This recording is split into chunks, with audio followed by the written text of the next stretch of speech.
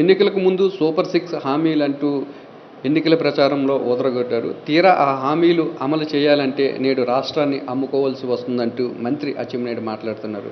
అచ్చెన్నాయుడు చేసిన వ్యాఖ్యలపై మనతో మాట్లాడేందుకు వైఎస్ఆర్సీపీ మహిళా విభాగం అధ్యక్షురాలు వరది కళ్యాణ్ ఉన్నారు. మేడం, ఎన్నికలకు ముందు సూపర్ 6 హామీలతో పాటు మహిళలందరినీ కూడా లక్షాధికారులు చేస్తామని చెప్పి ప్రచారం చేశారు. కానీ నేడు అదే నేతలు ఈ హామీలు అమలు చేయాలంటే, ముఖ్యంగా ఆడబిడ్డని ఇది అమలు చేయాలంటే రాష్ట్రాన్ని అమ్ముకోవాల్సి వస్తుందని చెప్తున్నారు. అంటే ఈ మాటలు ఏ విధంగా చూస్తారు? అలాగే ఉచిత బస్సు కానీ, లేదంటే తల్లికి వందనం పథకాలు ఏ విధంగా అమలయ్యే పరిస్థితి మీకు కనిపిస్తుంది? అందరికీ నమస్కారం. ఈ కూటమి ప్రభుత్వం అధికారంలోకి రావడం కోసం ఎన్నికల టైంలో అలవి కాని హామీలు ఎన్నో ఇచ్చింది. సూపర్ 6, సూపర్ 7 అంటూ ప్రజల్ని మభ్యపెట్టారు. ముఖ్యంగా మహిళల కోసం గతంలో తీసుకుంటే జగన్మోహన్ రెడ్డి గారు మహిళల్ని ఆర్థికంగా, రాజకీయంగా, సామాజికంగా ఉన్నత స్థానంలో కూర్చోపెట్టడానికి ఎంతగానో కృషి చేయడం జరిగింది. ఎన్నో సంక్షేమ పథకాలు కూడా ఇచ్చారు. ఇచ్చిన ప్రతి పథకం కూడా మహిళలే ఎక్కువగా లబ్ధిదారులు ఉండేట్టుగా జగనన్న ఆ రోజు చేసిన పరిస్థితి మనందరము చూసాము. జగనన్న కంటే ఎక్కువ మేలు చేస్తానని మభ్యపెట్టి ఎన్నికల్లో వీళ్ళు ఓట్లు వేయించుకొని ఈరోజు 13 నెలలైనా ఏ ఒక్క పథకం కూడా సరిగ్గా అమలు చేయని పరిస్థితి మనం చూస్తూ ఉన్నాము. ఈరోజు తీసుకుంటే ఈ ఆడబిడ్డ నిధి, అసలు వీళ్ళు ఎన్నికల హామీలు ఇచ్చిన వాటిలో ఈ ఆడబిడ్డ నిధి అనేది మేజర్ హామీ.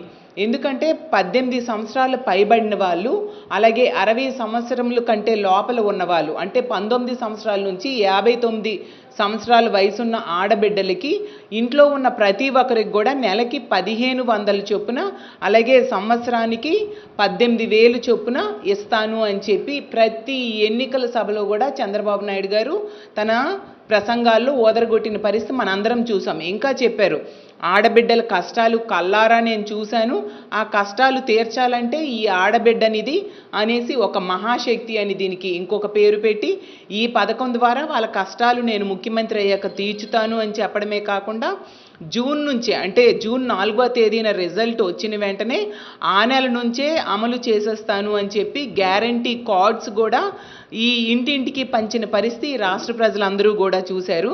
ఈరోజు తీసుకుంటే 13 నెలలైంది, ఒక్కరికి కూడా ఆడబిడ్డనిది ఇవ్వలేదు సరికదా. మొన్నేమో అచ్చెన్నాయుడు గారు ఎంత దారుణంగా అంటే ఆడబిడ్డనిది ఇవ్వాలంటే ఆంధ్రప్రదేశ్ రాష్ట్రాన్ని అమ్మేసుకోవాలి అనేసి మాట్లాడుతున్నారు. అంటే వీళ్ళు ఎన్నికల్లో హామీ ఇచ్చినప్పుడు ఆ విషయం వీళ్ళకి తెలియదా? అంటే ప్రజల్ని మభ్యపెట్టడానికి ఏ హామీలైనా ఇచ్చేస్తారు, అది సాధ్యమవుద్దా అవదా అనే విషయం కూడా వీళ్ళు పట్టించుకోరా? ఈ విధంగా ప్రజల్ని మభ్యపెట్టి ఎంత దారుణంగా మోసం చేయడం, ముఖ్యంగా ఆడబిడ్డలకు మోసం చేయడం ఎంతవరకు సమంజసమని నేను అడుగుతూ ఉన్నాను.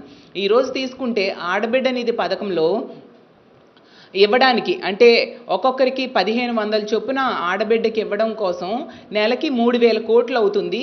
ఏడాదికి తీసుకుంటే 37,000 కోట్లు పైన అవుతుంది.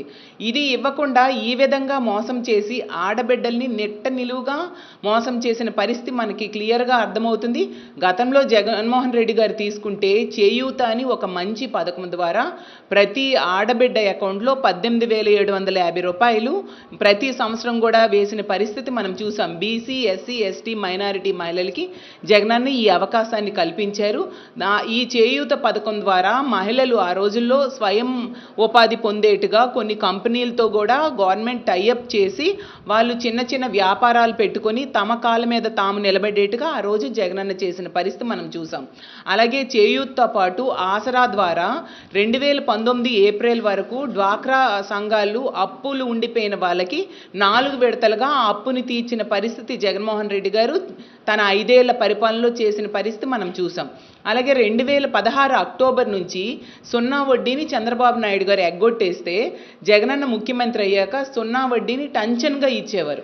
ఈరోజు మళ్ళీ చంద్రబాబు నాయుడు గారు ముఖ్యమంత్రి అయ్యాక 0 వడ్డీకి ఎగనామం పెట్టారు. అలాగే జగనన్న అప్పుడు ఇచ్చిన ఆసరా కానీ, చేయూత కానీ ఇవేవి కూడా మహిళలకు అందని పరిస్థితి. చేయూత లాంటి పథకాన్ని కాపీ కొట్టి ఆడబిడ్డ నిధి అని వీళ్ళు పేర్లు పెట్టుకున్నారు, పేర్లు మార్చారు తప్ప కాపీ కొట్టడంలో వీళ్ళకున్న చిత్తశుద్ధి పథకాల అమలు మీద వీళ్ళకి లేని పరిస్థితి మనకు క్లియర్గా అర్థమవుతుంది.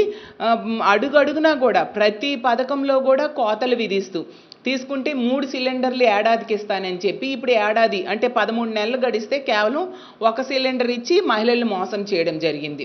ఉచిత బస్సు సంగతి అయితే అది అసలు ఎంతవరకు అమలు చేయలేదు. పండగలు ఉగాదికి ఇస్తాను, దసరాకి ఇస్తాను, దీపావళికి ఇస్తాను అని పోస్ట్పోన్ చేస్తూ ఉన్నారు తప్ప ఉచిత బస్సు ఈ రోజు వరకు కూడా అమలు చేయని పరిస్థితి మనం చూసాం. తల్లికి వందనం కూడా తీసుకుంటే 30 లక్షల మంది పిల్లలకి ఇవ్వకుండా ఎగనామం పెట్టి ఏదో ఇచ్చినట్టుగా ఈరోజు ప్రజలను మభ్యపెడుతూ ఉండే పరిస్థితి మనం చూస్తూ ఉన్నాము. ఇలా అన్ని రకాలుగా సూపర్ 6 హామీలకి తొంగలో తొక్కిన పరిస్థితి ఈ కూటమి ప్రభుత్వంలో మనకు కనిపిస్తూ ఉంది. మహిళలు గమనిస్తూ ఉన్నారు ప్రతిదీ కూడా. వీళ్ళు మహిళలకు ఇచ్చిన ప్రతి హామీ అమలయ్యేంత వరకు కూడా మా వైఎస్ఆర్ కాంగ్రెస్ పార్టీ మహిళల తరపున ప్రజల తరపున పోరాటం చేస్తామని తెలియజేస్తూ ఉన్నాను.